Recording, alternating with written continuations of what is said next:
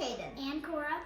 And Carsen. And today we're making reindeer food. First things first, we're adding all these ingredients into the trash bag. Now can you tell them why we're using a trash bag? Because we're making a huge dish of reindeer food. Yep.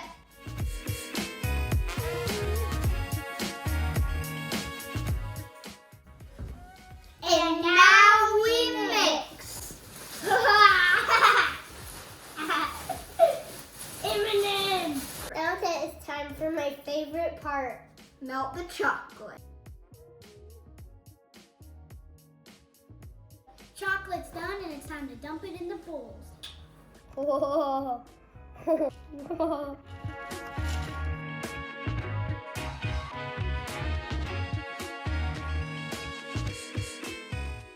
Now that we're done with all of our reindeer food, it's time to put it on the paper. Yay! Yay. Yay! Yay! It's gonna get messy.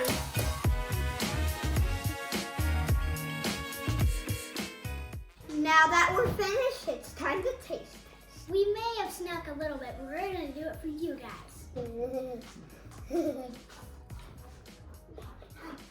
Taste it.